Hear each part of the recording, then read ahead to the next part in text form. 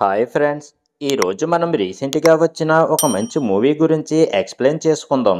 ఈ movie story మీకు నచ్చితే మన ఛానల్ని కూడా సబ్స్క్రైబ్ చేసుకొని మీ సపోర్ట్ ఇస్తారని అనుకుంటున్నాను. ఇక లేట్ చేయకుండా స్టోరీలోకి వెళ్ళిపోదాం. ఓపెన్ చేస్తే 1982వ సంవత్సరం అరకు ప్రాంతంలో దాస్ అనే ఒక పిల్లాన్ని హత్య కేసులో కోర్టులో హాజరుపరుస్తారు. అయితే దాసు మాత్రం జడ్జి అడిగే ఏ ప్రశ్నకి సమాధానం చెప్పకుండా ఏదో ఆలోచిస్తూ ఉంటాడు. దాంతో దాసుకి 14 ఏళ్ళు శిక్ష పడుతుంది. దాసుని జైలుకి తీసుకువెళ్లే టైంలో పోలీసులు దాసుని కులం పేరుతో తిడుతూ తక్కువ జాతి వాడని అంటూ తిట్టడంతో దాసు ఆ కానిస్టేబుల్ని అదే వ్యానులోనే ఘోరంగా చంపేస్తాడు. తర్వాత సీన్లో 1990కి వెళుతుంది.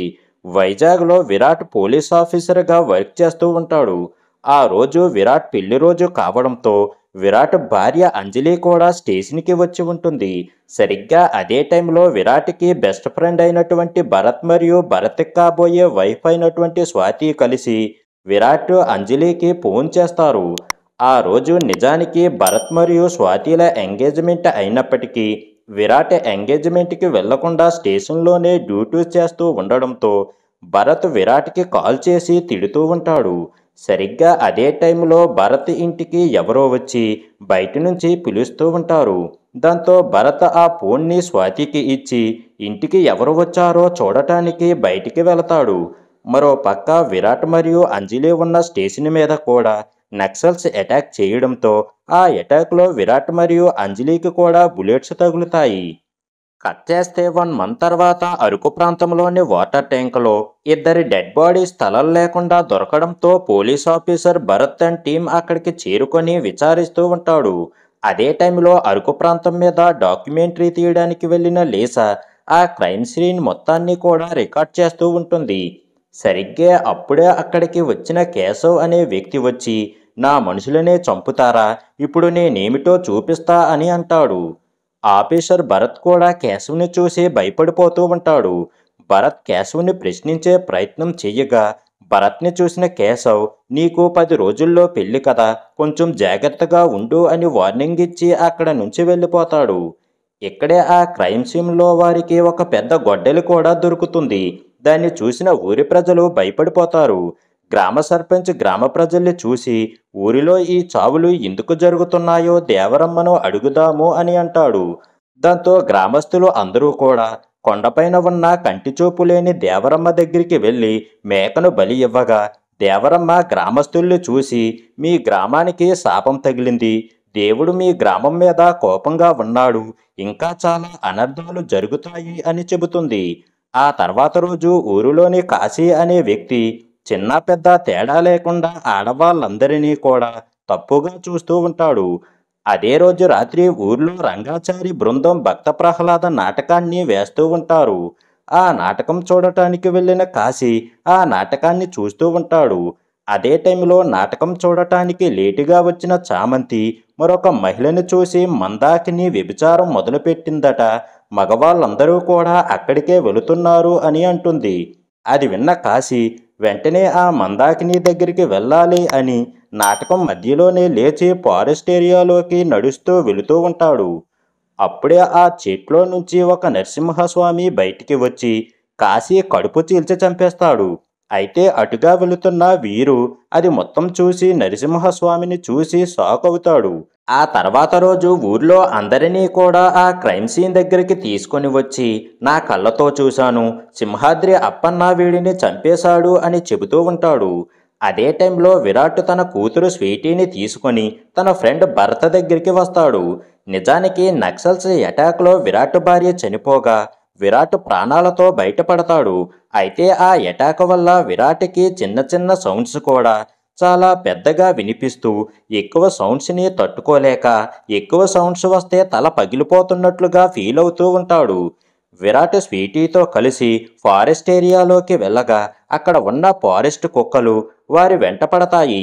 అయితే అక్కడే స్నానం చేస్తున్న చామంతి ఆ కుక్కల్ని ఆపి విరాట్ చెవి సమస్య గురించి తెలుసుకొని తనకి మందు ఇచ్చి రోజు వాడితే చెవి సమస్య నార్మల్ అవుతుంది అని చెప్పి వెళ్ళిపోతుంది. నిజానికి చామంతి అడవిలో తిరుగుతూ మూలికలతో వైద్యం చేస్తూ ఉంటుంది. ఆ రోజు రాత్రి విరాట్ తన ఫ్రెండ్ భరత్ని చూసి, నేను లేకున్నా మీరు స్వీటీని బాగా చూసుకోండి అని అంటాడు. నిజానికి డాక్టర్ విరాట్ని చూసి, నువ్వు కేవలం 2 ఏళ్లు బ్రతుకుతావు అని అనడంతో విరాట్ తన కూతుర్ని భరత్ దగ్గర విడిచిపెట్టడం కోసం అరకుకి వచ్చి ఉంటాడు. ఆ రోజు రాత్రి స్వీటీ నాటకం చూడాలి అని అనడంతో భరత్ స్వీటీని స్వాతిని తీసుకొని నాటకం చూడటానికి వెళ్తాడు.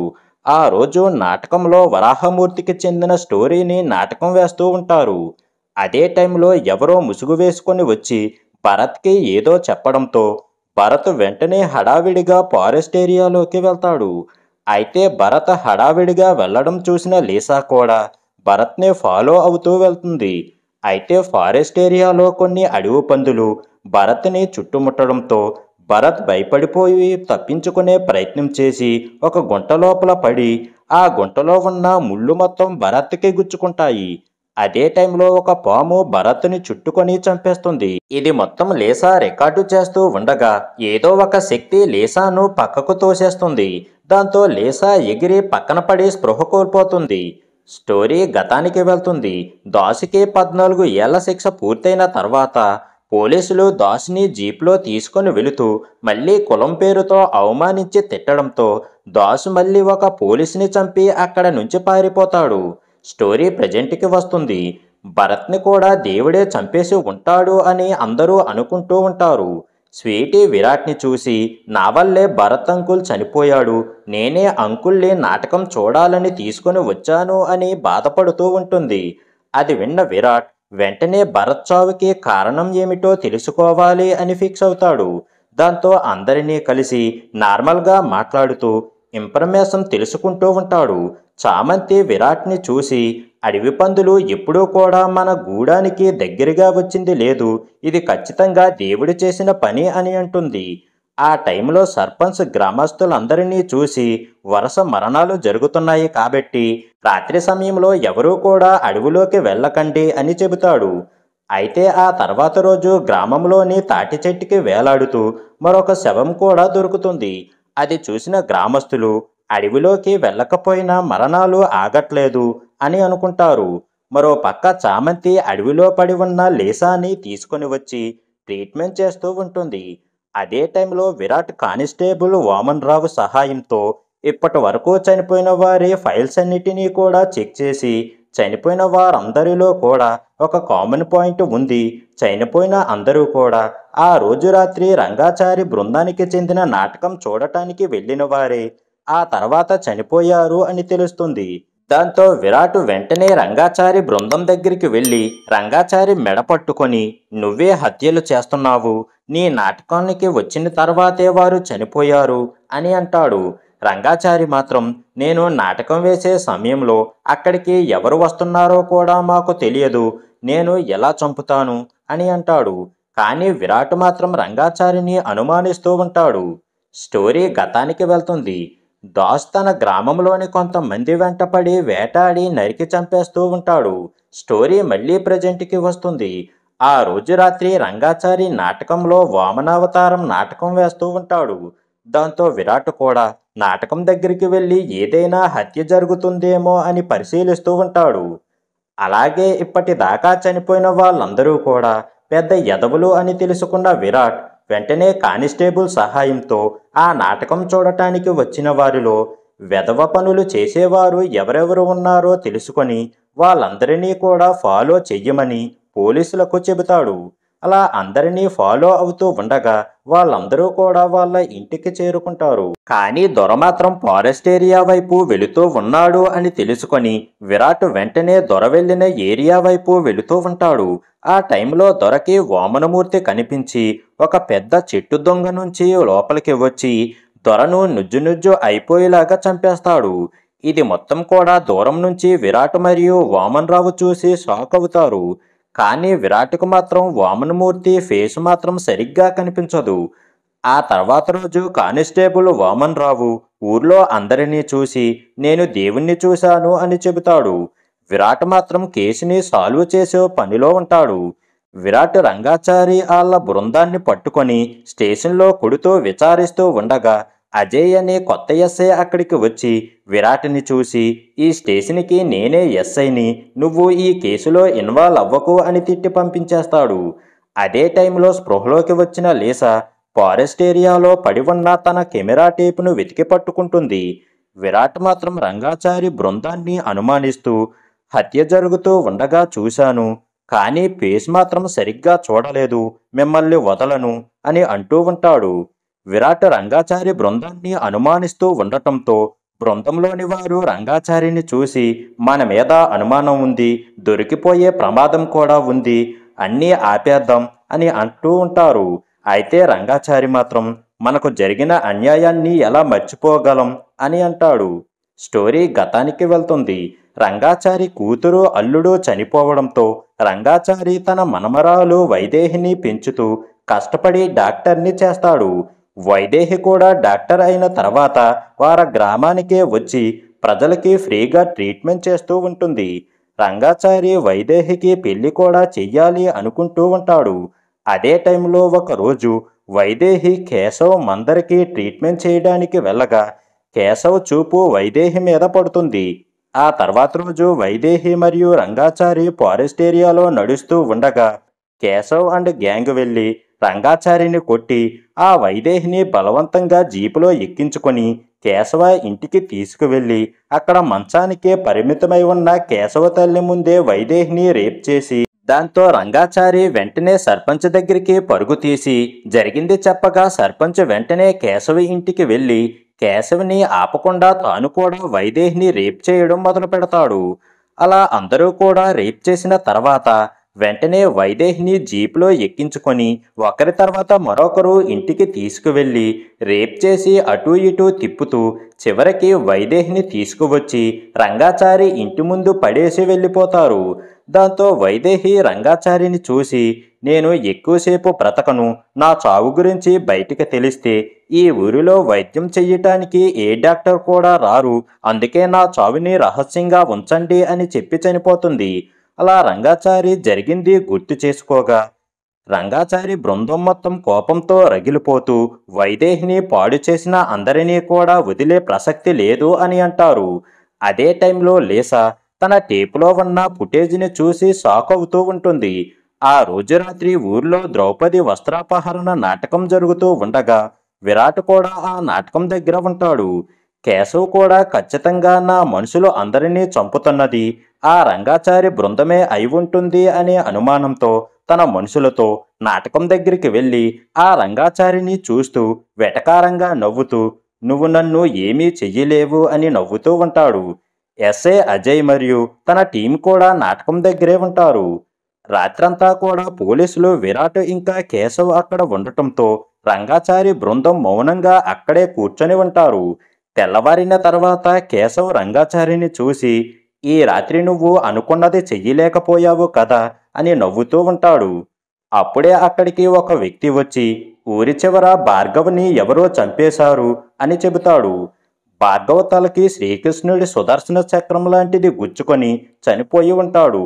దాంతో విరాట్ ఆ ప్రాంతం మొత్తం వెతుకుతూ ఆ ఫారెస్ట్ ఏరియాలో ఉన్న ఇంటి లోపలికి వెళ్ళగా అక్కడ మనుషుల్ని చంపడానికి వాడుతున్నటువంటి మేకప్లు, అలాగే ఆయుధాలు, అదేవిధంగా మూవీ సెట్టింగ్స్ లాంటి వస్తువులన్నీ కూడా ఉంటాయి.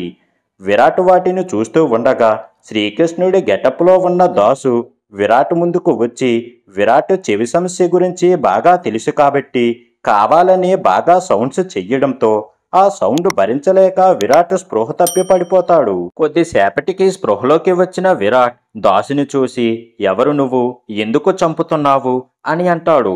దాంతో దాస్ జరిగింది మొత్తం చెప్పడం మొదలు పెడతాడు. స్టోరీ 1982కి వెళుతుంది. కొలువుపాలెం అనే గ్రామంలో దాసుని ఒంటరి మహిళ అయినటువంటి దాసు మదర్ పెంచుతూ ఉంటుంది. ఊర్లో అందరూ కూడా దాసు తల్లిని అంటరాని వాళ్ళుగా చూస్తూ వారు కనిపించినా తిడుతూ అంటరానితనం చూపిస్తూ ఉంటారు. స్కూల్లో కూడా దాసుని వేరుగానే కూర్చోబెడుతూ ఉంటారు. ఊరిలో అందరూ కూడా పండగలు చేసుకుంటూ ఉంటారు. కానీ దాసుకు మాత్రం గుడిలోకి వెళ్ళటానికి కూడా అనుమతి ఉండదు.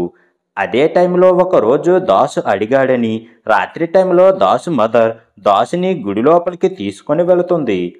అయితే ఈ విషయం తెలుసుకున్న గ్రామస్తులు ఆ తర్వాత రోజు కులం పేరుతో తిడుతూ దారుణంగా కొట్టి బట్టలు చించేస్తూ ఉంటారు. దాంతో కోపం తెచ్చుకున్న దాస్ కత్తి తీసుకొని తన మదర్ని కొట్టిన వారందరినీ నరికి నరికి చంపేస్తాడు. అదే టైంలో తీవ్ర గాయాలతో దాస్ మదర్ కూడా చనిపోతుంది. అలా హత్య చేసిన కేసులో జైలుకి వెళ్ళిన దాస్ తిరిగి వచ్చి తన మదర్ చావుకి కారణమైన అందరినీ కూడా చంపేస్తాడు. అలా దాస్ జరిగింది చెప్పగా విరాట్ దాసుని చూసి, నీ తల్లిని చంపిన అందరినీ చంపేశావు కదా, మరి ఇక్కడ అరకులో ఎందుకు హత్యలు చేస్తున్నావు అని అంటాడు.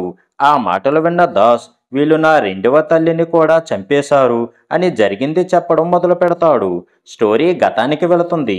తన తల్లిని చంపిన అందరినీ చంపిన దాస్ ఆ తర్వాత ఒకరోజు రంగాచారి శ్రీకృష్ణుడు అవతారంలో ఉండగా గ్రామస్తులు అందరూ కూడా హారతులు ఇవ్వడం చూస్తాడు. దాంతో రంగాచారిని కలిసి, దేవుడి రూపంలో నాటకం వేస్తే హారతులు ఇస్తారా? నా జీవితంలో నాకు ఎప్పుడూ కూడా గౌరవం దక్కలేదు. నేను కూడా మీతో కలిసి దేవుడిలా మారుతాను అని అంటాడు. అందుకు రంగాచారి ఆసక్తి చూపించినప్పటికీ రంగాచారి మనవరాలైనటువంటి వైదేహి ఆ రంగాచారిని ఒప్పించి దాసుని వారి బృందంలో చేరేలాగా చేస్తుంది. దాంతో దాసు వారిలో ఒకరిలా కలిసిపోయి వైదేహిలో మాత్రం తన తల్లిని చూసుకుంటూ ఉంటాడు. అదే టైంలో ఒకరోజు దాసు మదర్ సంవత్సరికం కావడంతో సొంత ఊరికి వెళ్ళి తల్లి సమాధిని చూసి తిరిగి రాగా అప్పటికే వైదేహిని రేప్ చేసి చంపేసి ఉంటారు.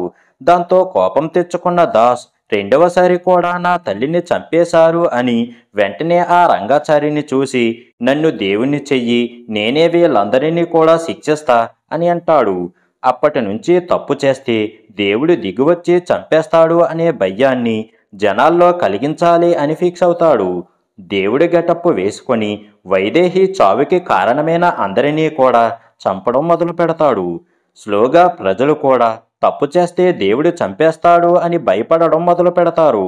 అలా జరిగింది మొత్తం చెప్పిన దాస్ ఇంకా కేవలం కేశవ్ మాత్రమే మిగిలాడు, వాడిని కూడా అంతం చేస్తా అని చెప్పి వెళ్ళిపోతాడు. చామంతి అక్కడికి వచ్చి విరాట్ని చూసి, దాసు చేస్తున్నది న్యాయమైన పనే కదా, వారికి అడ్డుపడకు అని అంటుంది. కానీ విరాట్ ఆ మాటలు వినకుండా అక్కడ నుంచి వెళ్ళి ఎస్ఏ అజయ్ని కలిసి కేశవ్ ప్రమాదంలో ఉన్నాడు అని చెప్పగా ఎస్ఏ అజయ్ వెంటనే కేశవ్ దగ్గరికి బయలుదేరి వెళతాడు. విరాట్ మాత్రం రంగాచారి దగ్గరికి వెళ్ళి తనని కలిసి ఇవన్నీ ఆపేయండి అని అంటాడు. రంగాచారి మాత్రం కల్కి అవతారం రాబోతుంది, ఊరందరి ముందు కేశవుని చంపబోతున్నాడు, ఆ చావు చూస్తే ఎవరైనా తప్పు చెయ్యాలంటే భయపడాలి అని అంటాడు. మరో పక్క ఎస్ఐ అజయ్ కేశవతో చేతులు కలిపి ప్రొటెక్షన్ ఇచ్చి నాటకం జరుగుతున్న ప్లేస్కి తీసుకొని వెళతాడు. దాస్ కల్కి అవతారంలో అక్కడికి వెళ్ళి కేశవుని నరకబోగా ఎస్ఐ అజయ్ కేశవుని కాపాడుతాడు. దాంతో దాసు అక్కడ నుంచి పరుగు తీస్తాడు. కానీ ఎస్ఐ అజయ్ దాసు వెంటపడి దాసుని గన్నతో కాల్చేస్తాడు. ఆపడానికి వచ్చిన చామంతిని కూడా కొట్టగా దాసు బుల్లెట్ గాయాలతో అజయ్ మీదకి దూకి తన మెడ కొరికి చంపేస్తాడు. వెంటనే అక్కడికి వచ్చిన విరాట్ని చూసి, కేశవుని చంపకుండానే చనిపోతున్నాను, నీకు కూడా ఒక కూతురు ఉంది కదా, జాగ్రత్త, ఇంకా కేశవుని చంపాలంటే ఆ దేవుడే దిగిరావాలి అని చనిపోతాడు. ఆ తర్వాత రోజు రంగాచారి అండ్ గ్యాంగ్ కేశవుని చంపలేకపోయామనే బాధతో ఆ గ్రామం నుంచి వెళ్ళిపోతూ ఉంటారు. అప్పుడే కేశవ్ వాళ్ళు ఎదురుగా వచ్చి నవ్వుతూ ఉంటాడు. ట్విస్ట్ ఏమిటి అంటే అప్పుడే అక్కడికి విరాట్ కల్కి అవతారంలో గుర్రం మీద వచ్చి ఆ కేశవ తల నరికి చంపేస్తాడు. స్టోరీ కొన్ని గంటలు వెనక్కి వెళుతుంది. విరాట్ రంగాచారిని కలిసి నా కూతుర్ని నువ్వే పెంచాలి అని చెప్పి వెనక్కి వెళ్ళిపోతాడు. అప్పుడే దాస్ చనిపోయే ముందు చెప్పినది గుర్తు చేసుకుంటాడు. దాసు విరాట్ని చూసి, నేను నీ ఫ్రెండ్ భరత్ని ఎందుకు చంపాననుకున్నానో తెలుసా అని జరిగింది చెప్పడం మొదలు పెడతాడు. స్టోరీ గతానికి వెళుతుంది. వైదేహిని రేప్ చేస్తున్న టైంలో రంగాచారి మొదట భరత్ దగ్గరికి వెళ్ళగా అదే టైంలో భరత్ ఫోన్లో విరాట్తో మాట్లాడుతూ ఈ రోజు నా ఎంగేజ్మెంట్ అయినా కూడా నువ్వు రాలేదు అని మాట్లాడుతూ ఉంటాడు. రంగాచారి వెళ్ళి జరుగుతున్నది చెప్పగా భరత్ మాత్రం రంగాచారి వెంట వెళ్లకుండా ఈ రోజు నా ఎంగేజ్మెంట్, నేను ఎక్కడికి రాను అని తిట్టి పంపించేస్తాడు. అలా దాస్ జరిగింది చెప్పి, అందుకే నీ ఫ్రెండ్ భరత్ని చంపాలి అనుకున్నాను, కానీ నేను భరత్ని చంపడంలో విఫలమయ్యాను. వెనక్కి తిరిగి వెళ్ళిపోయాను. కానీ ఆ రోజు రాత్రే నీ ఫ్రెండ్ చనిపోయాడు. ఎవరు చంపారో నాకు తెలియదు అని చెప్పి చనిపోతాడు. అలా విరాట్ జరిగింది చామంతికి చెబుతూ ఉండగా లేసా వచ్చి భరత్ హత్య టైంలో తన కెమెరాలో రికార్డు అయ్యింది చూపిస్తుంది. ఆ టేపులో నిజంగానే ఒక దైవశక్తి అడవి పందుల రూపంలో వచ్చి భరత్ను చంపడం రికార్డు అయి ఉంటుంది. అది చూసిన విరాట్ అంటే భరత్ని నిజంగానే దేవుడు చంపేశాడు. అధర్మం చేసేవాడి కంటే కూడా ఆ అధర్మాన్ని ఆపగలిగే శక్తి ఉండి కూడా ఆపకపోవడం మహాపాపం. అందుకే వీరందరికంటే కూడా భరతే మహాపాపం చేశాడు. అందుకే భరత్ని స్వయంగా ఆ దేవుడే వచ్చి మహాభారతంలో భీష్ముణ్ణి చంపినట్లుగా భరత్ని చంపాడు. మహాభారతం టైంలో భీష్ముడు కూడా అధర్మాన్ని ఆపే ప్రయత్నం చెయ్యలేదు అని అంటాడు. అది విన్న చామంతి అంటే దేవరమ్మ చెప్పింది నిజమే, దేవుడు దిగివచ్చాడు అని అంటుంది. సరిగ్గా అదే టైంలో దేవరమ్మ కళ్ళు తెరిచి అరణ్యకాండ ముగిసింది, త్వరలోనే మహాప్రస్థానం మొదలవ్వబోతుంది అని అంటుంది. అక్కడితో ఈ సీజన్ 1 కంప్లీట్ అవుతుంది. ఈ మూవీ స్టోరీ మీకు నచ్చితే మన ఛానల్ని తప్పకుండా సబ్స్క్రైబ్ చేసుకోండి.